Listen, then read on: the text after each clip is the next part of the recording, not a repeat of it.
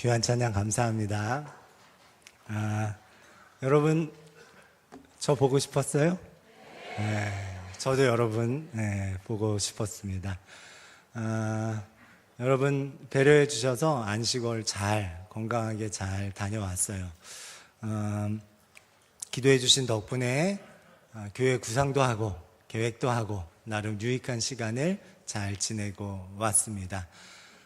차차 그 내용은 이게 나누도록 하고요. 한 가지는 6월에 라오스 날씨는 만만치가 않습니다.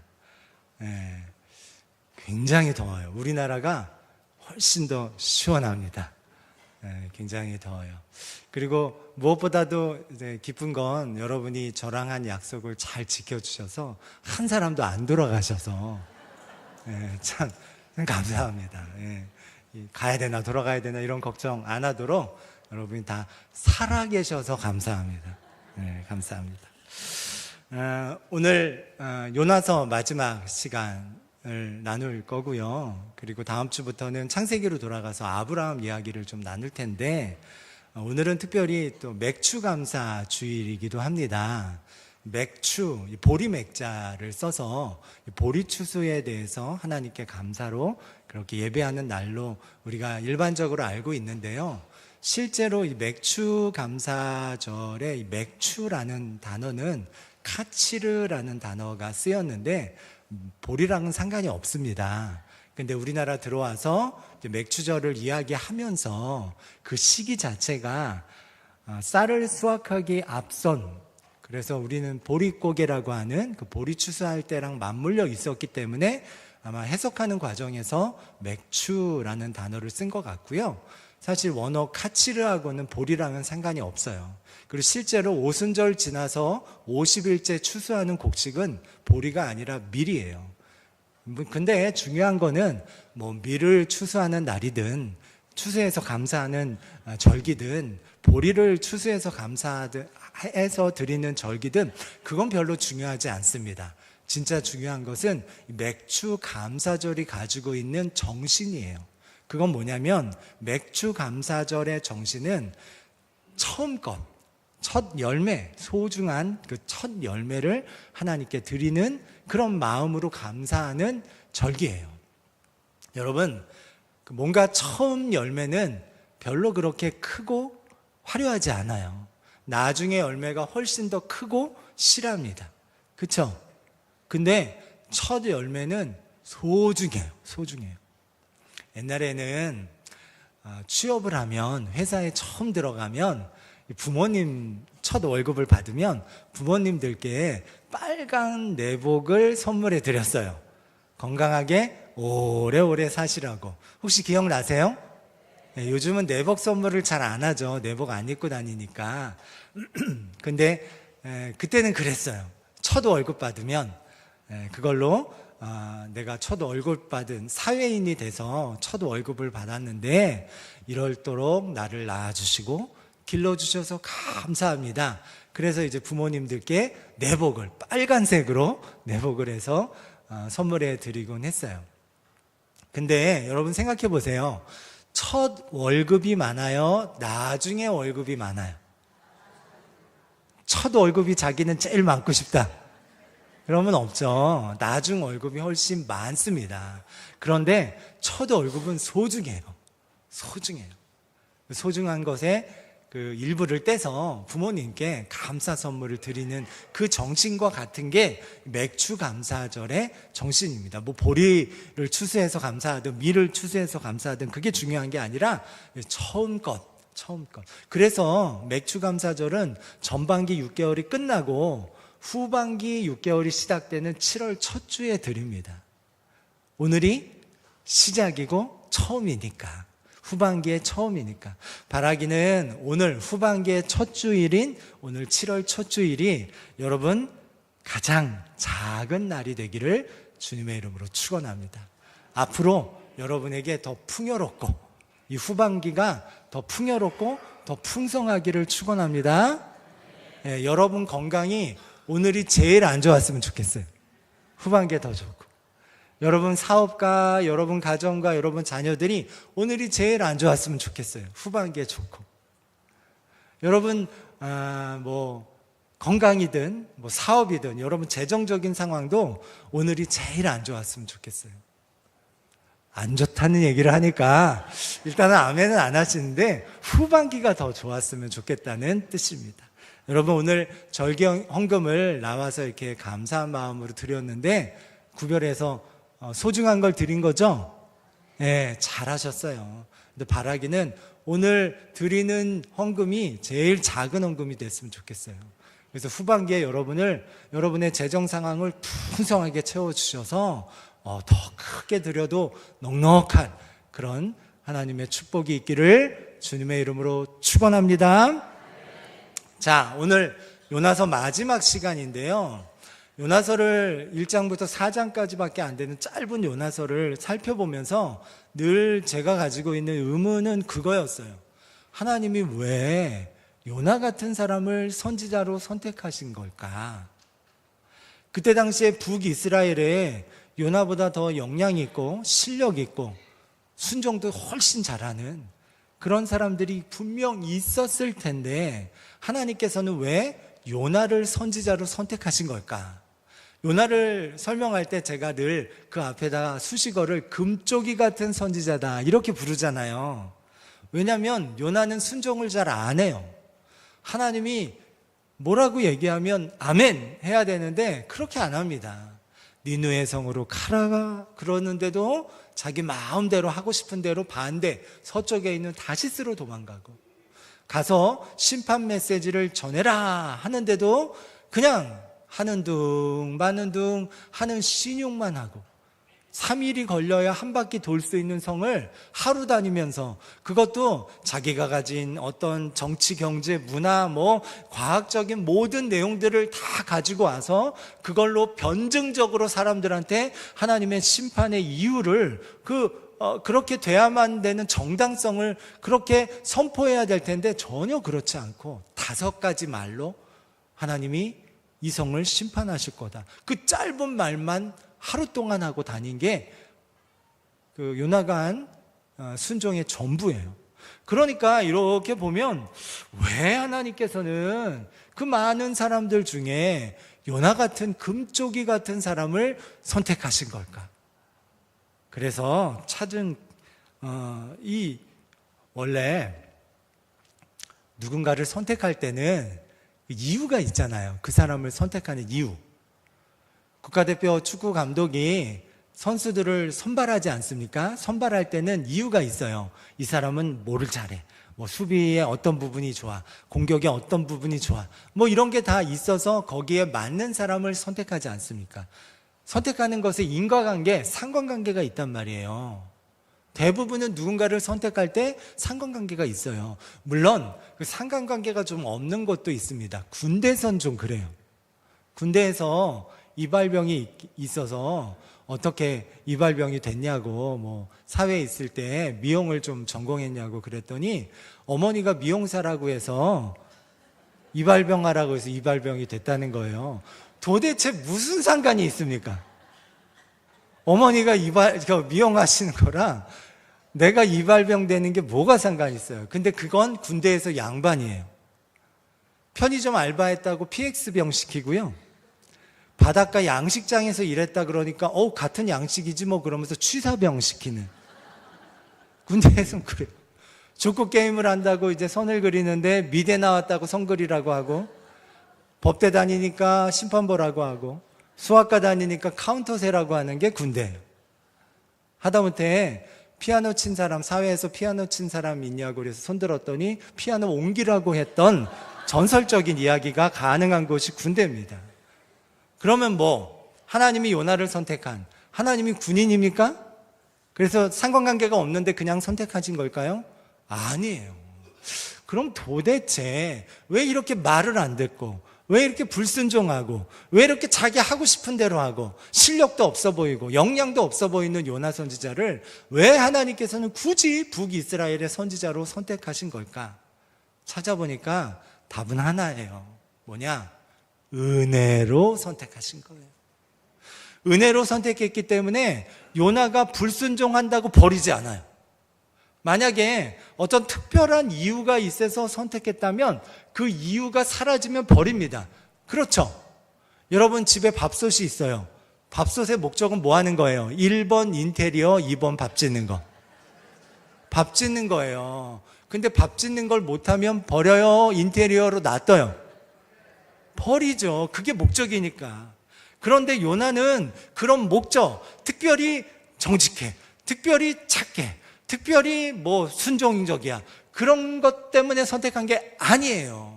그렇기 때문에 은혜로 선택했기 때문에 불순종해도 포기하지 않고 붙드시는 거예요. 말 안 듣고 자기 마음대로 해도 붙드시는 거예요. 가서 심판 메시지 전하라 그러는데 무슨 어떤 지식적인 거 아무것도 보태지 않고 그냥 하나님이 이성을 심판하실 거라는 5마디만 하고 돌아다녀도 버리지 않고 요나를 끝까지 포기하지 않고 붙드시는 겁니다. 왜? 요나를 은혜로 선택하셨기 때문에.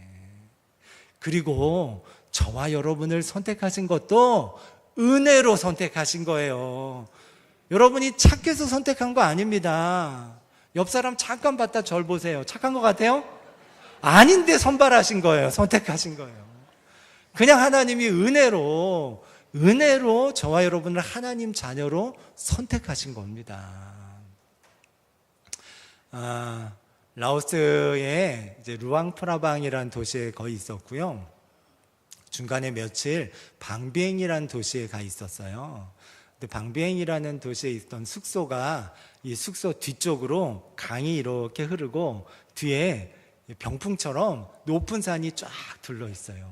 그리고 아침이 되면 아마 관광객들이 타는 것 같은데 열기구가 저쪽에서 산 뒤에서 이렇게 쭉 올라갑니다. 근데 그 광경이 되게 멋있어요. 그런데 저는 한국에 살고 싶어요. 라오스에 태어났다면 예수님 몰랐을 거거든요. 그 불교 국가에서, 그 공산 국가에서 하나님 모르고 살았을 것 같아요. 근데 또 생각해 보면 또 한국에 태어났다고 다 예수 믿는 건 아니에요. 예수 믿는 사람이 많아요? 예수 안 믿는 사람이 많아요? 안 믿는 사람이 많아요. 그런데 그 중에서도 저와 여러분을 하나님이 선택해서, 이유가 있다 없다? 없다. 은혜로 선택해서 하나님 자녀 만드셨으니까 얼마나 감사합니까? 감사해요? 안 감사해요? 감사해요. 옆 사람한테 한번 인사해 봅시다. 감사합니다. 감사해요. 감사해요. 감사하죠. 우리가 선택돼서 하나님 자녀 된 거 감사합니다. 요나도요, 특별한 어떤 게 있어서 선택된 게 아니에요. 은혜로 선택한 거예요. 정의로워서 아니에요. 탁월해서 아니에요. 성품이 좋아서 아닙니다. 은혜로 요나를 선택하셨고, 그 요나를 은혜로 선택하신 하나님은 저와 여러분을 은혜로 하나님 자녀로 선택하신 겁니다. 그래서 요나서를 읽어보면 감사가 나와요. 야, 이런 사람도 사랑하셨는데 그래서 나도 사랑하고 계시는구나. 이런 요나도 포기하지 않으시니까 나도 포기하지 않으시겠구나. 그래서 감사가 나옵니다. 그런데 이렇게 하나님이 은혜로 선택하셨다는 사실을 저와 여러분은 알고 성경을 읽는 모든 독자들은 아는데 요나서에 누구만 몰라요? 요나만 몰라요. 요나만 몰라요. 그래서 하나님께서는 내가 너를 선택한 게 은혜로 선택한 것이라는 것을 알게 하시려고, 하나님의 마음을 요나에게 알게 하시려고 하나님께서는 2가지 은혜의 도구를 요나에게 보내십니다. 그게 방넝쿨과 벌레예요. 요나가 심판 메시지를 전하고 그리고 나서 이 성이 언제 망하나 보려고, 성에 있으면 같이 망하니까 성에서 좀 떨어진 곳에 초막을 짓습니다. 좀 높은 곳에 초막을 짓고 거기서 성이 망하는 것을 관찰하려고 준비를 해요. 근데 하나님께서 그 초막에 방넝쿨을 예비하셔서 그 초막에 그늘을 지게 하심으로 시원하게 해주세요. 마치 동화책 잭과 콩나물 아닙니다. 콩나무에 나오는 그 콩나무처럼 순식간에 이 박넝쿨이 자라게 해서 초막을 덮어 시원한 그늘이 되도록 하셨어요. 요나가 기뻤겠죠? 네, 시원한 그늘을 하나님께서 베풀어 주시니까 그냥 그늘이 기쁜 것만이 아니라 하나님이 내 피로를 채워주신다는 걸 깨닫게 되니까 기쁜 거예요. 하나님이 내 피로를 채우신다. 제가 요즘 읽고 있는 책이 분당우리교회 부목사님 출신이 이상훈 목사님 책인데, 그 목사님 사모님이 이제 항암 중이에요. 그래서 일주일간의 항암이 끝나고 그날 저녁에 일주일 항암하는 동안 거의 밥을 아무것도 먹지 못하다가 끝나는 7일째 되는 그때 밤 11시쯤에 남편 목사님한테 여보, 나 갈비찜이 먹고 싶어. 내일은 좀 갈비찜을 사다 줘. 그러니까 남편 목사님이 그래, 내가 내일 문 열자마자 나가서 사다 줄게 라는 말이 끝남과 동시에 밖에서 띵동하고 초인종이 울리더라는 거예요. 그래서 나가봤더니 갈비찜이 배달되어 있다는 거예요. 그리고 메모가 나와 있는데 사모님 위해서 기도하는데 이걸 드리고 싶어서 드림이라는 메모와 함께 어느 성도님이 보낸 갈비찜이 거기 배달되어 있다는 거예요. 이 목사님이 너무 기뻤다는 거죠. 왜 기뻤을까요? 1번, 이제 안 나가도 돼서. 2번, 하나님이 내 피로를 채우시는 걸 깨닫게 돼서. 뭐예요? 1번 아니죠? 네, 2번. 하나님이 내 피로를 채우시니까, 그걸 깨닫게 되니까. 한 번은 군대에 있을 때 군대에서 이제 부식들이 나옵니다. 밥 말고 이제 과일도 나오고 뭐 이런 것들이 나오는데, 지금은 모르겠는데 제가 군 생활할 때는 부식으로 나오는 과일들이 이렇게 뭐 사과, 복숭아, 자두 이렇게 하나씩 나눠줄 수 있는 그런 것들이 나오고, 수박은 한 번도 안 나오더라고요. 수박은 이거 어떻게 나누기가 어렵잖아요. 그래서 그런지 한 번도 안 나왔어요. 근데 어느 날 수박이 너무 먹고 싶은 거예요. 그래서 20살 넘은 제가 하나님께 수박 좀 달라고 기도를 했어요. 여러분, 수박 먹고 싶다고 기도해 본 적 있어요? 기도해 봤어요. 근데 그날 토요일이었는데요. 그날 면회 갔던 사람이 수박 2통을 들고 들어왔어요. 수박을 실컷 먹었습니다. 박넝쿨의 은혜. 내 필요를, 여러분, 수박이 맛있어서 기뻤을까요? 아니면 제가 하나님이 내 필요를 채우신다는 것을 깨달아서 기뻤을까요? 네, 내 필요를 채우시니까. 우리는 살면서 이렇게 하나님께서 박넝쿨의 은혜에 내 필요를 채우시는 박넝쿨의 은혜가 있습니다.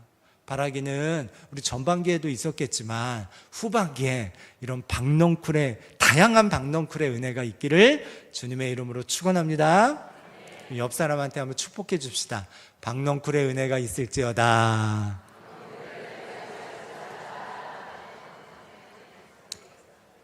네, 여러분 삶에 하나님이 여러분의 필요를 적절하게 채우시는, 그게 건강이든 물질이든 뭐 관계든 뭐 사업이든 가정이든 자녀든 적절하게 박넝쿨처럼 시원하게 채우시는 그런 박넝쿨의 은혜가 후반기에 가득 있기를 주님의 이름으로 축원합니다. 근데 하나님이 박넝쿨만 보내시는 게 아니에요. 벌레도 보내십니다. 자, 박넝쿨 때문에 시원해서 요나가 너무 기뻐하고 있었는데 그 밤에 하나님께서 벌레를 보내셔서 그 박넝쿨을 하루 사이에 다 갉아먹게 하십니다. 그것만 한 게 아니라 또 뜨거운 동풍까지 불게 하셔서 더 뜨겁게 만드셨어요. 여러분, 그렇죠. 원래부터 더우면 더운 줄 알고 있는데요, 시원한 곳에 있다가 더운 데 가면 더 덥죠. 네, 더 더워요. 지금 요나가 그런 거예요. 그래서 요나가 하나님께 불평을 그냥 해댑니다. 심지어 이 목숨은 하나님의 것인데 자기 죽는 게 낫다고. 이거는 할 말이 아니잖아요. 그죠? 그런 말까지 합니다. 우리 8절 말씀인데요, 같이 읽어보도록 하겠습니다. 해가 뜰 때 하나님이 해는 요나의 머리에 쪼임에 요나가 혼미하여 스스로 죽기를 구하여 이르시되 사는 것보다 죽는 것이 내게 나으니이다 하니라. 박넝쿨을 경험했기 때문에, 시원한 그늘을 경험했기 때문에 이 뜨거움이 너무 뜨거워서 하나님한테 차라리 죽는 게 낫다고 그렇게 불평하고 있는 거예요. 원망하고 있는 거예요. 여러분, 우리 삶에서는 이렇게 우리의 피로를 채우시는 하나님의 손길을 만나는 박넝쿨의 은혜도 있지만, 때로는 하나님이 이 벌레도 보내시는 거예요. 근데 이 벌레는요, 하나님의 저주가 아니에요. 이 벌레를 통해서 뭐를 깨닫냐면, 자기 믿음의 수준, 자기 형편, 자기 상황의 수준을 깨닫게 됩니다. 이전까지 요나는 어쩌면 자기가 선지자이기 때문에, 여기까지 왔기 때문에 나름 내가 다른 누구보다도 의로운 사람이라는 착각 속에 빠질 수 있었어요. 내가 꽤 괜찮은 사람이라는 착각 속에 빠질 수 있었어요. 그러나 이 벌레가 갉아먹고 그 안에서 내 불평과 불만이 나오는 것을 보고 깨닫는 바는 뭐냐? 나 이 정도 수준밖에 안 되는구나. 그걸 깨닫게 되는 거예요. 벌레의 목적은 거기에 있습니다. 한 번은 운전하고 이렇게 전에 있던 교회에서 아산 시내를 이렇게 지나가는데, 그때가 막 하교할 시간이었어요. 그때 그 인근에 있던 중학교가 이제 끝나고 하교를, 아이들이 이제 중학생들이, 남자 중학생들이 이렇게 하교를 하는데, 제가 이렇게 가다가 신호를 보고 멈춰섰는데, 조금 더 신호보다 그 횡단보도 가까이, 약 살짝 넘어갈 때까지 이렇게 가서 멈췄어요. 아이들이 학교 끝나고 그 앞에 이제 신호등 건너가다가 한 아이가 이게 그 횡단보도까지 들어왔으니까 제 본넷들을 꽝 치고 지나가는 거예요. 그래서 제가 꽝 치고 간 애한테 이제 화를 냈어요. 에? 뭐라고. 물론 욕을 하진 않았어요. 뭐라 그러겠어요. 근데 그게 제 입에서 나오는 순간 뭐가 깨달아지냐면, 야, 내가 목사인데, 내가 어른인데, 내가 더 하나님 가까이에 있는 사람이라고 그렇게 생각하는데 내 수준이 이거구나. 본네트 친다고 구겨지는 것도 아니고 기분 잠깐 나쁜 건데 그것 때문에 욱하는 마음 나오는, 이게 내 수준이구나. 이걸 깨닫게 됐더라는 거죠. 물론 그렇다고 그 아이가 벌레라는 얘기는 아니에요.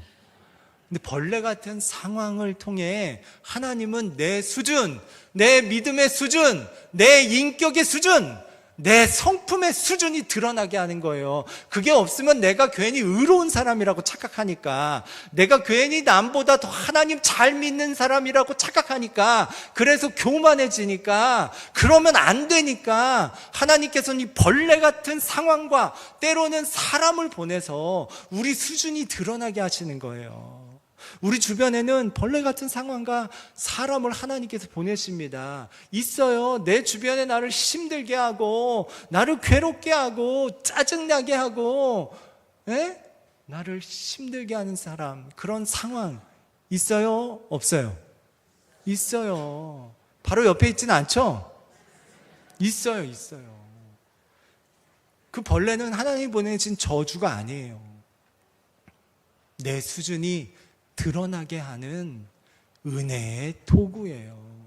그걸 통해서 내 스스로를 돌아보고 나서 뭘 해야 되는 거예요?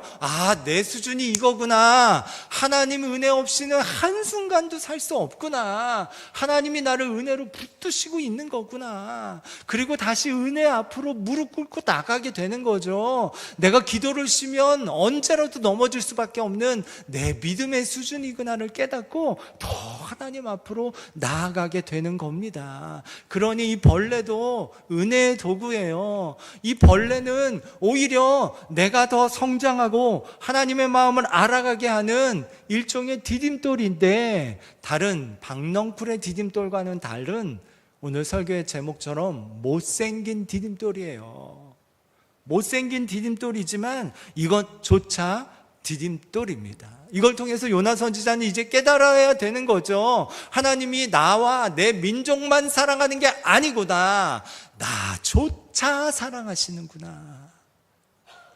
이스라엘만 사랑하는 게 아니라 저 12만 명의 니느웨 성 사람들도 사랑하시는구나.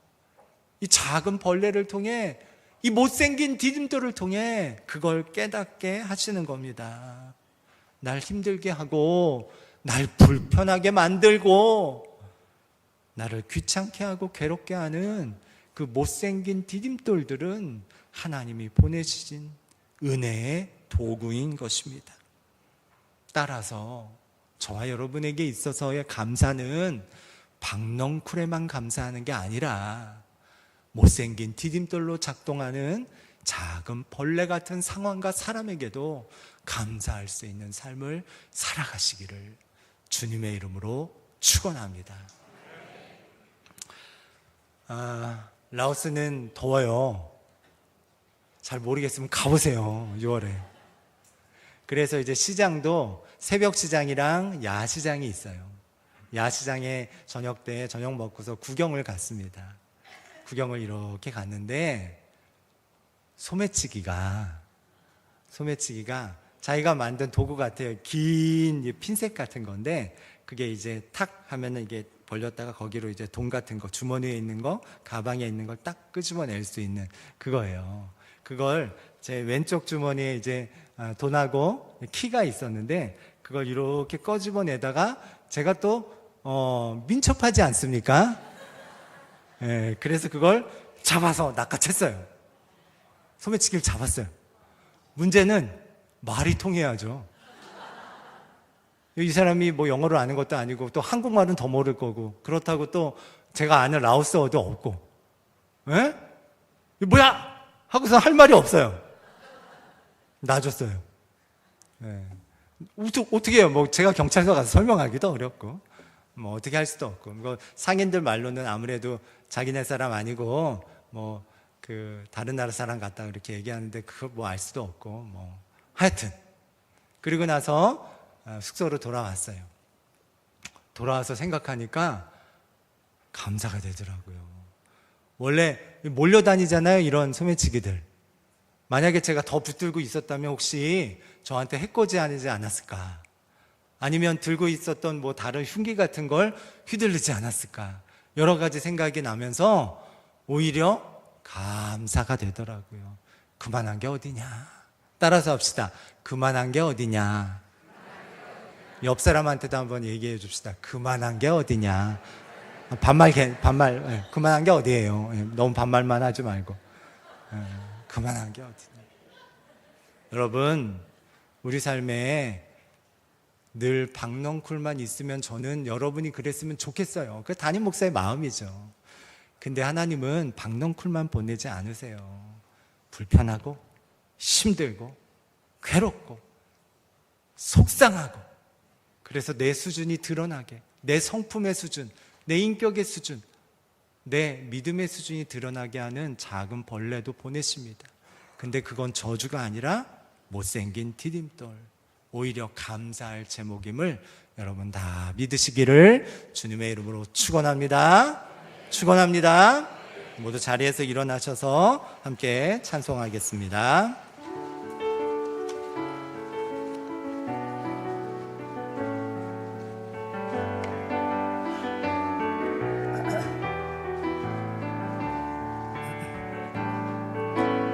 우리 함께 어둠 밤 다 물리쳐내고 우리 주님 오실 아침을 같이 맞이합시다. 길이 참고 견딘 삶 주가 기억하시리. 그가 보이실 영광 중에 다시 한번 고백할까요? 우리 함께 어둠 밤 다 물리쳐내고 우리 주님 오실 아침을 같이 맞이합시다. 길이 참고 견딘 삶 주가 기억하시니 그가 보이실 영광 중에 우리 나타나 주께 영광 영광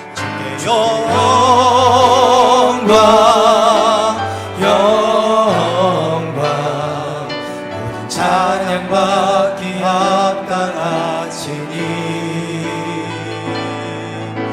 주께서 우리와 영원히 함께 하시리. 그의 부르심 따라 우리 함께. 우리 두 손 들고 찬양합니다. 어두운 밤 지나고 동튼다. 어두운 밤 지나고 동튼다. 환한 빛 보아라 저 빛. 주의 나라 이 땅에 고독했네. 어두운 밤 지나서 동튼다.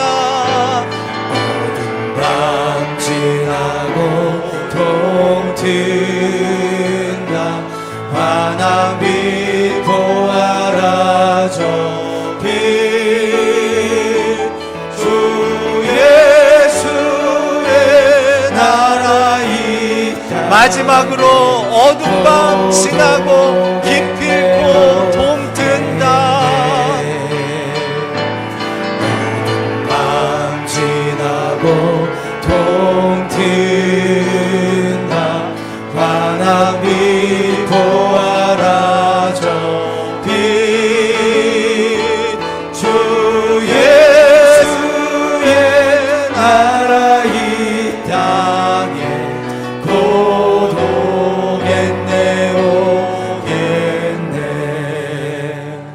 사랑하는 하나님, 우리는 나를 불편하게 만드는 상황, 나를 힘들고 괴롭게 만들고 아프게 만드는 일들이, 그 작은 벌레 같은 것들이 하나님이 보낸 저주 혹은 심판이라고 오해했었습니다. 나를 특별한 이유 없이 은혜로 선택하신 하나님께서는 나의 성장과 변화를 위해 나의 수준이 드러나게 하는 벌레들, 못생긴 디딤돌들을 우리에게 허락하시는 줄 믿습니다. 그것을 우리가 경험할 때 나의 성품이 드러나고 내 지식에, 내 상황에, 내 믿음의 수준이 드러나서 더욱더 은혜 앞으로 나가게 하시니 감사합니다. 그 못생긴 디딤돌조차도 감사로 받으면 버릴 것이 없다는 말씀처럼 감사로 받아내는 우리 모두가 되도록 역사하여 주옵소서. 이제는 우리 구주 예수 그리스도의 크신 은혜와 아버지 하나님의 놀라우신 사랑하심과 성령의 역사하심, 하나님이 기뻐하는 또 하나님의 뜻을 따르는 신실한 믿음의 사람이 되기를 소망하는 모든 이들 머리머리 위에 지금부터 영원토록 함께 하시기를 간절히 축원하옵나이다. 아멘.